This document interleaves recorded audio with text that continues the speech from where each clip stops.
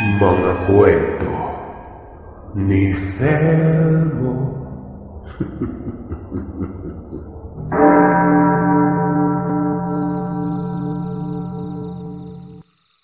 Ang kwentong ito ay nangyari taong 2007. Napagkasunduan namin ng ex ko na bumisita sa lugar nila, sa Karatagan, sa Kalinog, Iloilo. Madaling araw pa lamang noon, buwan ng Abril, Huwebes Santo. Nagbiyahe na kami papuntang Kalinog mula sa syudad ng Iloilo. Doon kasi kami magdadaos na mahal na araw, sa piling ng pamilya ng ex ko na noon ay nakatira sa may Karatagan. Mula Tungka Terminal sa Haro, ay sumakay kami ng jeep papuntang Kalinog. Nasa mahigit 1 oras din ang biyahe na yon. Pagdating naman ng bayan ng Kalinog, bumaba kami ng jeep at sumakay naman sa isang habal-habal hanggang makarating kami sa may barangay. Sa bungad na hindi ko na matandaan kung ano ang pangalan ng barangay na yon. Saglit lamang kaming nagpahinga at kumain ng agahan. Doon kami sa may maliit na karinderya sa lugar na yon. Pagsapit ng 8:00 ng umaga ay nagsimula na kaming maglakad paakyat ng bundok. 4 kaming naglalakad noon. Si ex, ang kapatid niyang lalaki, ang pinsan niyang lalaki at ako. May dala kami noong isang sako ng bigas at mga karton na may lamang tuyo, noodles, mga sardinas at iba pa mga groceries na mahirap hagilapin sa lugar nila dahil wala namang tindahan doon. Ang pinakatindahan sa kanila ay doon mismo sa binababaan namin kung saan kami kumain ng almusal at nagpahinga saglit. Kung kaya't bilang pasalubong sa pamilya nila, namili kami ng groceries noon. Maraming asin at betsin, 1 container ng gas, 1 galon ng mantika, konting mga damit na noon ay nabili ko lang sa ukay-ukay. Hindi magkamayaw ang mga kasamahan ko sa paglalakad. Ayaw din naman nila akong pabuhati na marami dahil hindi ako sanay sa daan at unang beses ko lang maglakad ng ganon kalayo at umakyat sa ganon kataas na bundok. Nasa 5 oras na lakarin ang kailangan bago marating ang lugar nila, Sir Seth. Pero noong mga panahon na yon, kasama ko kung kaya sabi ni ex ay baka abutin kami ng 6 na oras kasi nga mabagal akong maglakad noon. Mabuti na lamang bago pa kami umuwi doon ay naipagbigay alam na ni ex sa isa sa kakilala nila sa lugar na uuwi kami. Kung kaya't inaasahan namin na may sasalubong sa amin sa may daan para tulungan silang magbuhat sa aming mga daladala. Patuloy kami sa paglalakad sa mga pilapil ng palayan. Madali lang naman ang paglalakad sa pilapil dahil tagtuyo noon kung kaya't walang putik ang mga pilapil noon. Nang makarating na kami sa sumunod na sitio mula sa main road, ay may natanaw kaming 3 kalalakihan na naglalakad. Kagad naman itong nakilala nila ex. Ito pala yung tiyuhin nila at 2 pinsan. May daladala pang duyen ang mga ito. Kung kaya tinakala ko na may iba pa silang susunduin. Yun pala, para daw sa akin yon. Inisip nila na baka hindi ko kayanin ang paglalakad. Kung kaya't mainam na ang may nakahanda silang duyan para pasanin na lamang nila ako noon. Nahihiya ako noon na napapangiti sa sinabi nila. Maliit lamang kasi akong babae kung kaya't siguro iniisip nila na hindi ako sanay sa lakaran. Lumaki naman ako sa bukid. Yun nga lang ay hindi kagaya ng sa lugar nila na bundok talaga. Ni hindi pa nga kami nangangalahati sa paglalakad noon. Pagkaabot nila ng ibang daladala sa pinsan at tiyuhin nila, ay kagad naman na kinuha sa akin ni ex ang daladala kong backpack. Ibinigay ko naman ito sa kanya kung kaya tanging ang sling bag ko na lamang ang dala kong bag noon. Naging magaan ang paglalakad ko, kung kaya't naging medyo mabilis na rin ang paglalakad ko noon. Yun nga lang ay nasa hulihan nila ako. Gustong gusto ko kasing pagmasdan ng kapaligiran noon.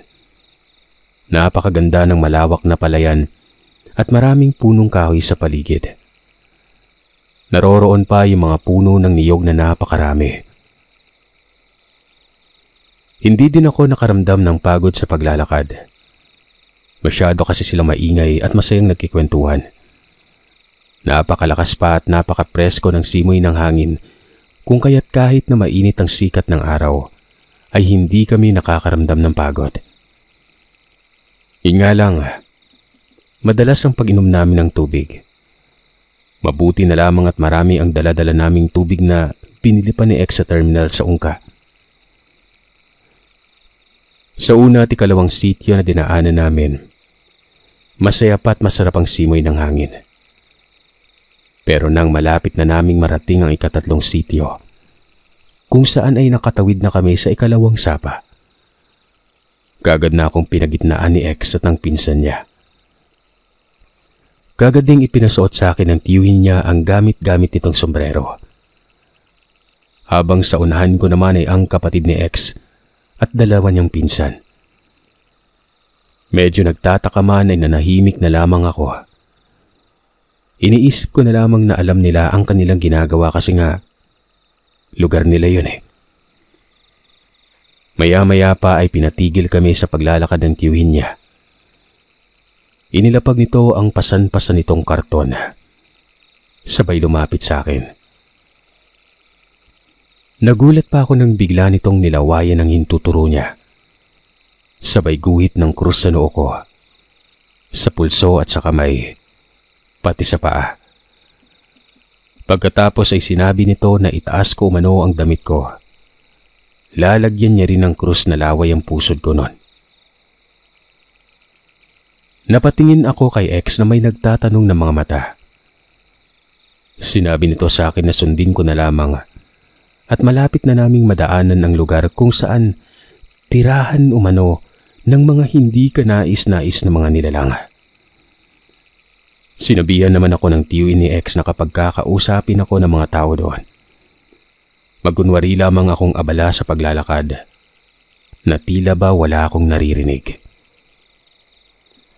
Marami man akong katanungan sa kanila, ay mas pinili ko na lang muna ang manahimik. Sa isip-isip ko ay saka na ako magtatanong kung marating na namin ang bahay ng pinsan ni X, kung saan kami mananatili ng 3 araw. Maya-maya pa ay nagsisimula na kaming maglakad sa pilapil patawid sa kabilang sityo. Doon ko nalanghap ang hangin na amoy malansa. Kahit sa kalagitnaan ito ng araw, napakabigat ng presensya ang nakapalibot at nakabalot sa paligid na yon. Matindi ang sikat ng araw, pero napakalamig ng pakiramdam ko ng mga oras na yon. Doon ko napagtanto ang dahilan kung bakit nilawayan ako ng tiyuhin ni X. Isa itong manggagamot sa lugar nila. Patuloy ang aming paglalakad hanggang sa narating na namin ang gitna ng pilapilan. Doon ay may natanaw kaming kabahayan sa gilid ng bukid. Napapalibutan ito ng matataas na talahib, pero may bakod naman ng gilid ng bukid, kung saan sa ibaba noon ay ang pilapil na dadaanan namin, papunta sa ikatlong ilog na tatawiran namin noon. Papunta naman sa barangay ng dati kong nobyo. Napakalayo ng lugar nila, pero ayaw ng pamilya niya na iwan ng lugar nila noon. Gawa ng doon sila lumaki at doon na rin ang nakasanayang kabuhayan nila. Kung kaya't ang mga kamag-anak na nasa malayo ay walang choice kundi ang umuwi doon paminsan-minsan para dalawin sila. Bumababa din naman kung minsan sa syudad ang mga kamag-anak nila kapag naglalako sila ng mga paninda. Paghahabi ng basket, duyan at banig ang pinagkakaabala nila noon. Habang naglalakad kami sa pilapil, ay may narinig kaming sipol sa itaas na bahagi ng burol, kung saan naroroon ang kabayan. Sumagot naman ang tiyuhin at mga pinsan ni X na kunwari ay pag-ubo. Sabay nagsalita ang tiyuhin nila ng Daan lang kami. Wala naman kaming narinig na tugon mula sa mga tao na noon ay nakamasid lamang sa paglalakad namin. Tahimik lamang kaming naglalakad hanggang sa marating na namin ang dulo ng pilapil na yon. Bumungad sa amin ang isang napakalinaw na ilog. Mabato ito. Napakalamig ng tubig at napakasarap magtampisaw doon. Pero hindi na pumayag si X at mga tiyuhin niya na tumigil kami doon. Sinabihan kami na medyo bilisan ang paglalakad hanggang sa makatawid kami sa ilog. Nagulat kami ng pagkasampa ng tiyuhin ni X sa pangpang. Ay siya namang pagragasa ng tubig sa ilog na yon. Sabi ko na nga be. Ang sabi nito. Napatingin naman ako sa kanya na nagtataka. Kung nahuli pa tayo ng 30 minutos, baka hindi na tayo makatawid. Sabit nito. Napabuntong hininga naman si X noon, pati ang kapatid niya at mga pinsan. Ako naman ay nagtataka na nagtatanong kung bakit. Maganda naman ang agos ng tubig na hindi pa nga naabot sa tuhod ko. Pero bigla na lamang rumagasa at tumaas nun. Mamaya ko na yan sagutin. Ang sagot naman ni X sa tanong ko. Mahirap yun tiyoy ah. Hindi sila sumagot kanina nung nagsalita ka. Ang wika nito. Kaya nga eh. Kailangan natin pag-usapan ito mamaya. Napatanong naman ako ng, malayo pa ba tayo? 5 oras na kasi kaming naglalakad noon. Medyo nakakaramdam na rin ako ng gutom. Medyo nangihina ako bigla. Hindi ko din maipaliwanag kung bakit. Sumagot naman si X na malapit na kami. Tatawirin na lamang umano namin yung pilapil na yan. At tatawirin ng isang maliit na sapa. Kasunod noon ay makakarating na kami. Kagad namang ibinaba ng tiyuhin ni X ang karton na pasan niya at muli ay ginuhitan na naman niya ako sa noo. Na krus na galing sa laway niya. Doon ay agad ko namang nararamdaman na gumaan ang pakiramdam ko. Bumalik ang lakas ko sa paglalakad. Mga alauna ng hapon nang matawid namin ang sapa. Umakyat kami sa burol, kung saan naroon na ang ilang kabahayan na mga kamag-anak nila. Huminto kami sa bahay ng isa niyang tiyuhin na si Raul, at doon ay inilabas namin ang aming baon na pagkain, para makapagpahinga at makapagpananghalian muna. Kagad naman kaming sinalubong ng kanyang asawa, at medyo nagulat ako gawa ng kilala na ako doon. Inilabas nila ang kanilang pagkain na ginataang susong pilipit at ang nahuli ng kanyang asawa sa pangangaso na ibon. Inadobo nila yon. Kumakain naman ako ng ibon kung kaya't ayon, nakisalo na rin ako sa kanila. Masaya kaming nananghalian hanggang sa maya-maya pa ay dumating na ang tiyo Eddie ni X. Sinundo kami at doon kami tutuloy sa kanila. Kaya pala hindi ito nakasundo sa amin sa may bukana dahil kinatay nila ang baboy ramo na kanilang nahuli. Nakalimutan ko nang naramdaman ko na tamlay ng katawan. Naaliw ako sa pakikipagkwentuhan sa kanila. Masaya silang kasama at kakwentuhan nun. Hanggang sa kailangan na naming umalis para umakyat na sa kabilang burol, kung saan ang bahay ng tiyuhin ni X na tutuluyan namin. Inabisuan ko na lamang sila na sumunod na lamang doon para mabahagian sila ng aming daladala. Masaya naman kaming naglalakad pababa sa burol para umakyat sa kabilang burol noon. Para lamang kaming nag-hiking noon. Masaya gawa ng may kabataan na. Tapos may mga kababahian na akong kasama, asawa at anak ng tiyuhin ni X noon. Yun bang ramdam mo yung pag-welcome nila? Pagkarating namin sa kabilang burol, ay sumalubong sa amin ang bahay na medyo may kalakihan at gawa sa purong matitibay na kahoy. Nakaangat yun sa lupa. Sa silong ay may baboy ramupa na nakatali nun, na may mga biik na nagsisitakbuhan lamang sa bakuran nila. Meron din silang mga alagang manok at aso. Doon ay sinalubong kami ng isang matandang babae.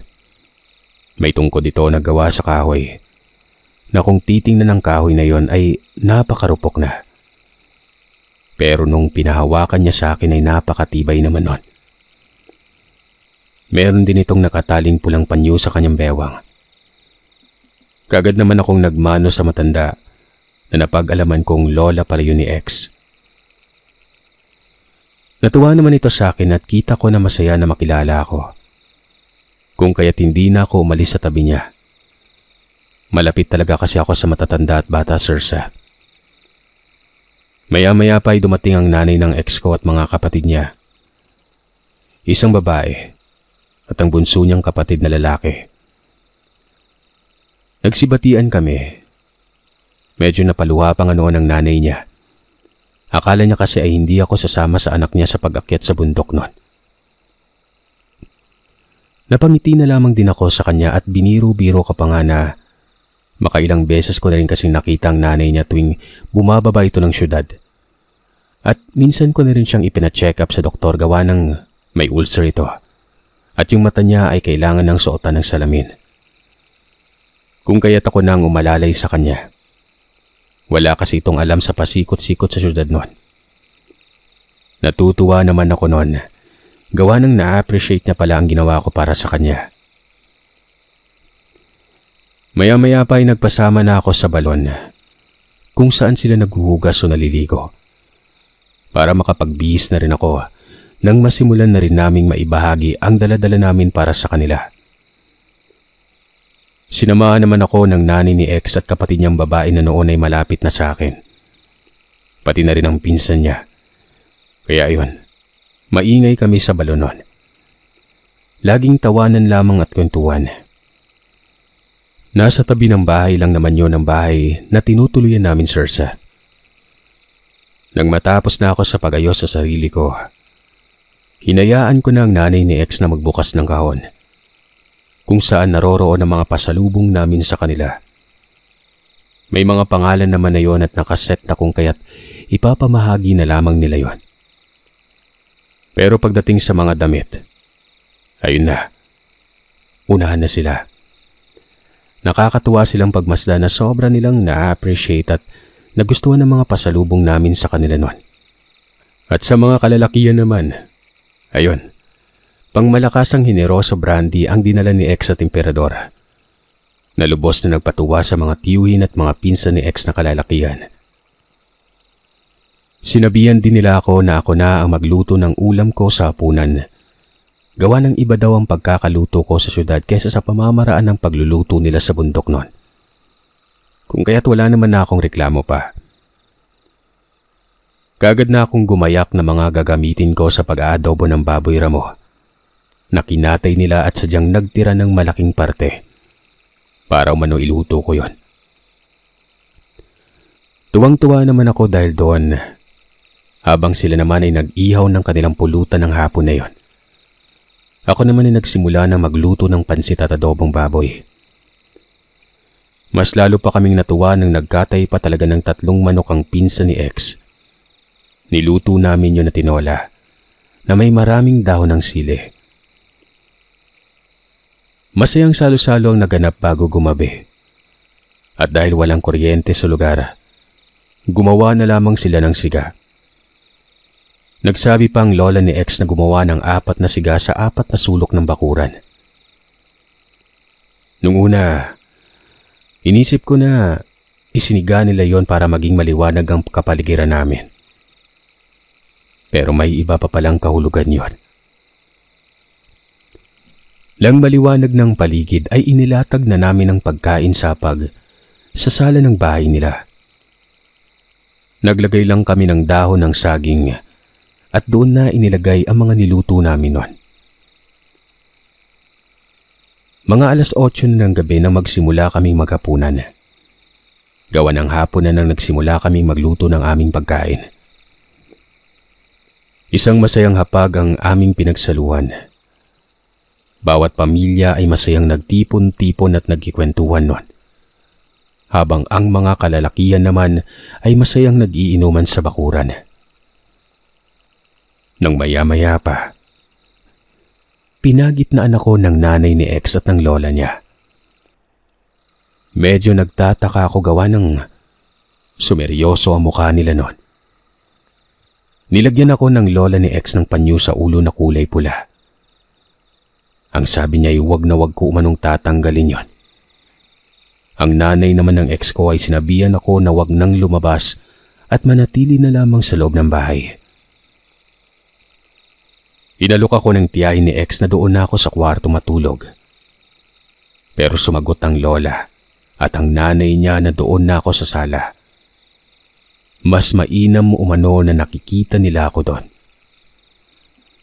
Lilipat na lamang ako sa kwarto kapag maayos ng lahat. Ako naman ay naguguluhan sa kanilang mga kinikilos. Dahil kani-kanina lamang ay masaya pa kaming nagkikwentuhan at nagtatawanan. Napatanong ako ng, ano po bang nangyayari? Sumagot naman ang lola na may nakakita sa'yo kanina habang naglalakad kayo sa pilapilan. Papunta dito. Sinundan ka nila. Napangangan naman ako sa mga narinig ko. Sumagot ako ng, Lola, hindi naman ho ako buntis ah. Bakit po sila sumusunod? Kahit hindi ka buntis, bago ka sa paningin nila iha. Ang puti mo pa, kaya naakit sila sa'yo. Sagot nito. Tumahimik na lamang ako at tinanaw ang bintana na noon ay isinarado na nila. Ang tiyuhin at mga pinsan ay nagiinuman pa rin sa bakuran. Nagsilipatan na sa pag-iinuman nila. Doon na sila pumwesto sa may silong ng bahay.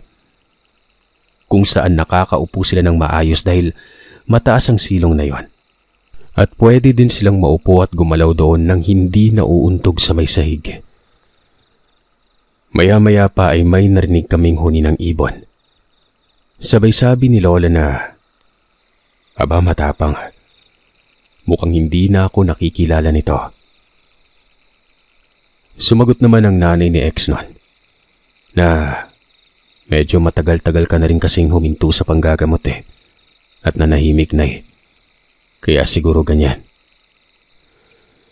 Doon ko din nalaman na isa palang manggagamot o babaylan o manghihilot ang lola na ito ni X, na noon ay sinalunan ng kanyang anak na babae. At yun ang nanay ni X noon. Kinilabutan ako nang muli kong marinig ang tunog ng ibon na yon. Yun bang huni pa lang? Nanunuot na yung takot sa kalamnan ko, na parang nagsisitayuan ang lahat ng balahibo ko sa katawan. Kahit pa nasa gitna na ako ng dalawang manggagamot, natakot pa rin ako.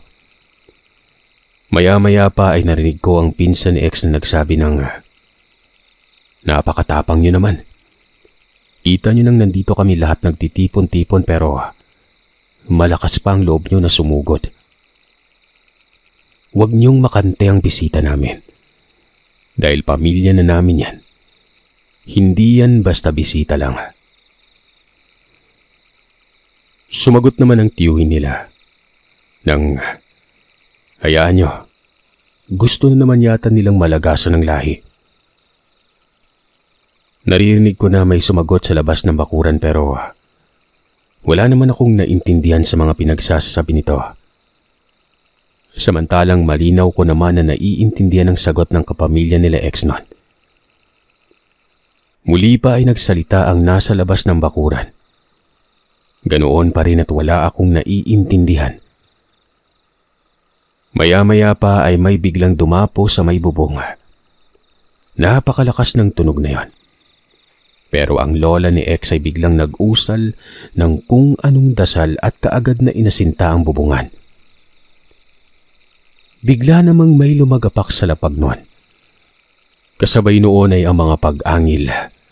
At dito ay kaagad nagsipulasan sila X sa may silong. Yun pala, Ang tiyuhin niya ay kaagad ng sinalo ng saksak ng kanyang punyal.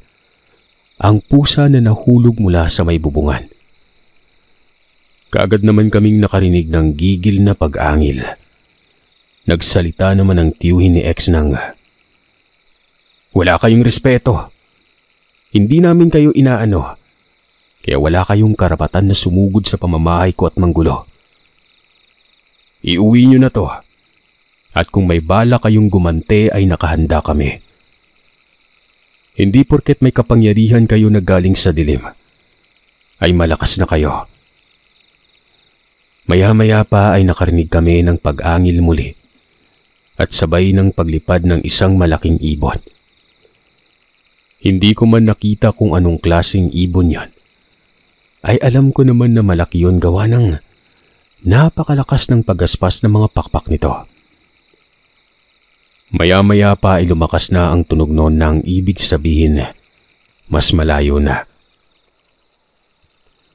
Doon ay tiningnan ko ang aking relo. Nakita ko ang oras na malapit na palang mag-alauna ng madaling araw. Biyernes Santo na. "Matulog ka na, Inday. Dito ka sa gitna namin ng lola mo," sabi ng nanay ni X noon. Napahiga na rin ako sa gitna nila. Si X naman ay kasama pa rin ang pinsan niya sa labas ng bahay. Hinayaan ko naman siya gawa ng bihira lang naman silang magkita-kita at magtipon-tipon nun. Kung kaya't hinayaan ko siyang enjoyin ang pagkakataon na yon. Total ay safe naman ako sa lugar nila at hindi naman pabaya ang pamilya niya. Na-appreciate ko ang pagiging maalalahanin ng nanay at lola niya. Tumabi sa akin ang bunsong kapatid ni X na noon ay nasa 4 na taong gulang pa lamang. Iyakap ko ito at kaagad na din naman akong nakatulog. Kinabukasan pagkagising ko, kami na lamang ni X ang nasa banig. Hindi ko alam kung paano yun napunta sa tabi ko gawa ng nakatulog ako nung gabi na nasa baba pa ito. Napasarap ang tulog ko gawa ng napaka-presko doon. Malamig kahit walang electric fan. Kung kaya't matagal akong nagising. Pagkamulat ko ng mga mata ko ay nakita ko sila na nakaupo sa may upuan. Habang nagkakape at nagbubulungan sa pagkikwentuhan. Kaagad naman akong bumati sa kanila ng magandang umaga. At matamis na mga ngiti nila ang sumalubong sa akin.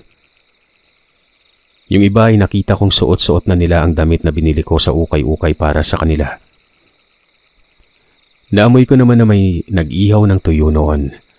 At may sinangag pa na napakabango ng amoy na kanin nila na kung tawagin ay kamuros. Kaagad naman akong nakaramdam ng gutom. 9:00 na kasi ng umaga nun. Bumangon ako at nagsipilyo ng ngipin sa kusina. At maya-maya pa'y nakisalo na rin ako sa kanila. At ayun, naparami ulit ang kain ko.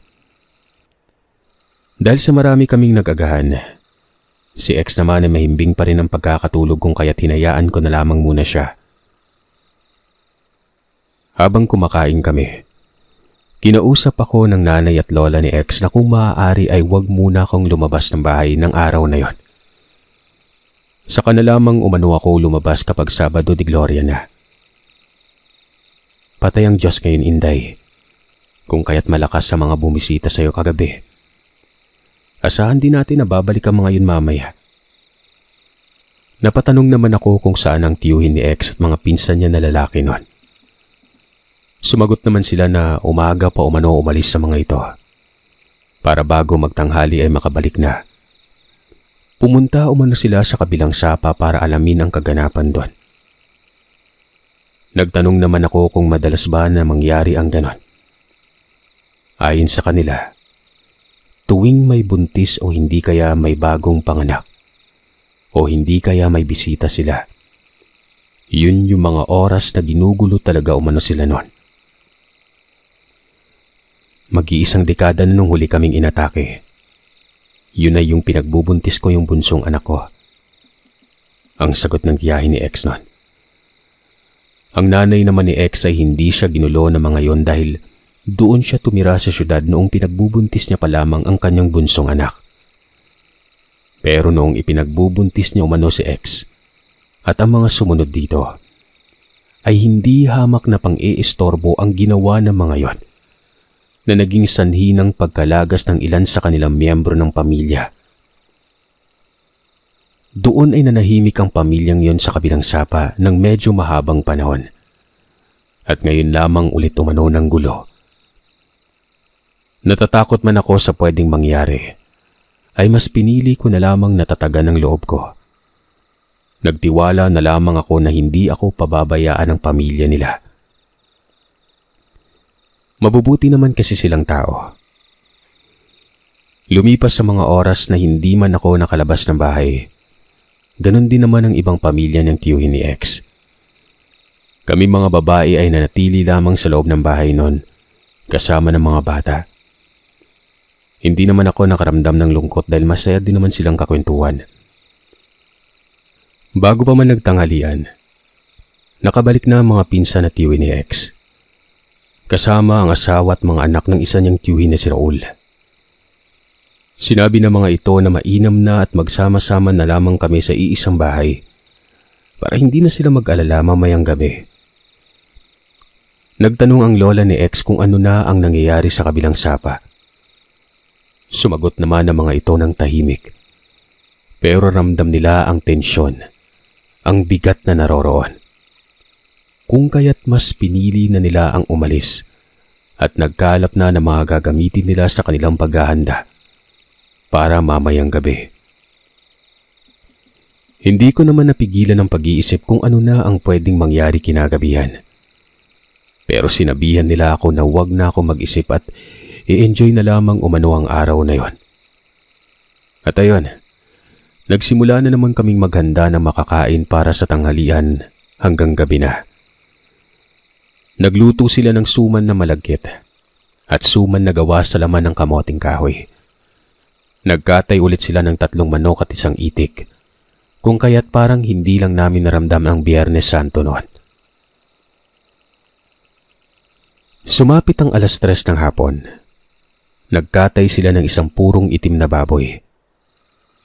Inurasyonan yon ng lola at nanay ni X. Kaugalian nila yon bilang babaylan na mag-alay ng dugo sa kalikasan. At pagkatapos ng orasyon ay pwede na din naman itong karnihin at lutuin ayon sa aming gusto. Mabilis na lumipas ang oras. Nang magtatakip silim na ay nagtipon-tipon na kaming lahat sa loob. Hindi na rin nag-inuman pa sila X at ang kanyang mga tiyuhin at pinsan ng hapon yon. Nagsiga na lamang sila sa 4 na sulok ng bakuran, alinsunod sa utos ng babaylan.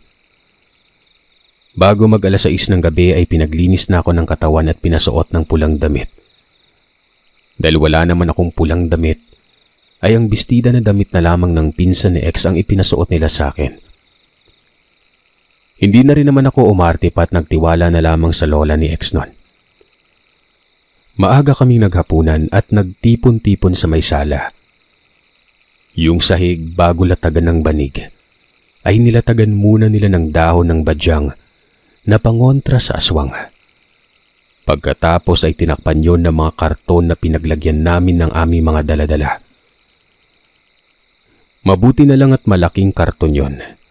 At nagkataon pa na ilang piraso yon kung kaya't nasakop noon ang parte ng paglalatagan namin ng banig. Doon na kami pinaupo sa may banig. Kasama ko ang pinsan ni X at mga bata. Sila X naman at ang mga tiyuhin niya ay nakaupo sa may maliit na lamesa sa sala, habang naglalaro sila ng pusoy. Libangan para hindi makatulog kaagad. Maya-maya pa ay nakarinig kami ng mahinang huni ng ibon. Kasabay noon ay ang malakas na kalabog sa bubong. Ramdam namin ang pag-uga ng bubong, Sir Seth. Kaagad namang nagsambit ang tiyuhin ni X na dumating na ang hinihintay naming bisita. Yung lola naman niya, taimtim na nagdasal. Maya-maya pa ay umaakto itong may dinudukot sa bulsa, sabay-saboy sa 4 na sulok na haligi na pundasyon ng tahanan. Nang makita naman ng nanay ni X ang ginagawa ni lola, sinabayan niya na rin ito sa pagdarasal. Gusto ko mang sabayan sila sa pagdarasal noon ay hindi ko naman alam kung ano ang dinadasal nila dahil Latin ang ginagamit nila sa pagdarasal. Hanggang sa walang ano-ano, isang malakas na paghinga ang narinig namin sa may labas. Mas lalong nagtaimtim ang pagdarasal na animoy wala itong kapaguran sa pagluhod sa harap ng altar. Maya-maya ay muling dumukot sa bulsa niya itong lola ni X. Isinaboy niya yon sa 4 ulit na sulok ng haligi ng tahanan. Hanggang sa may pumalahaw ng sigaw sa labas na animoy nasasaktan nun. Si X naman na imbis na naglalaro ng pusoy, kaagad na patayo at lumipat sa may banig. Pinipigilan ko naman ang pagtawa sa ginawa ni X nun. Naturingang kalalaking tao pero duwag pagdating sa aswang. Tuloy pa rin ang pagdarasal ng babaylan. Maya-maya ay sumaboy ulit ito sa 4 na haligi.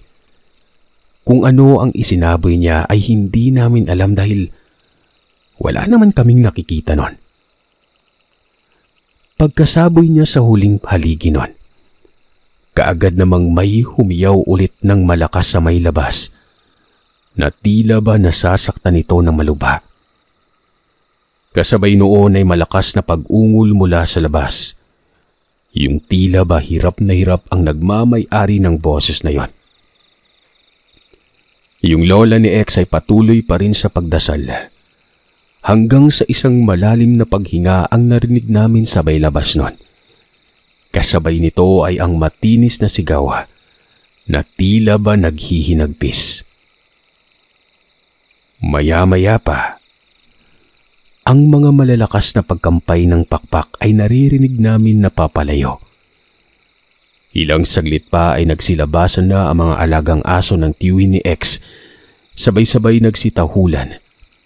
Tuloy pa rin sa pagdarasal ang babaylan. Makalipas ang kalahating oras ay tumayo na rin ito at naupo sa may sofa. Kaagad naman itong inabutan ng tubig ng nanay ni X. At noong nakabawi na ito ng lakas, saka pa lamang siya nagkwento na napatay niya ang kapatid ng isa sa mga aswang na yon. Kinabukasan ay pinayagan na nila akong lumabas ng bahay at makipagkwentuhan sa kanila. Ang mga tiyuhin naman at pinsan ni X ay pumunta sa kabilang sapa para tingnan kung ano na ang kaganapan doon. Sumama din sa kanila ang nanay ni X noon. Bago magtanghalian ay nakabalik na sila. Naikwento naman ang nanay ni X na napakatahimik na ng lugar. Pero ramdam niya pa rin ang bigat ng aura sa lugar na yon. Pero wala na siyang nararamdaman na panganib doon at doon ko na na-enjoy ang aming bakasyon nang walang aberya. Naging maayos ng lahat hanggang sa makabalik na kami sa syudad. At magmula noon ay hindi ko na sinubukan pa ang sumama ulit sa lugar na yon. Kahit na gustong-gusto ko pa ang mga tao at ang mga tanawin doon. Dalang-dala na ako sa naging karanasan ko.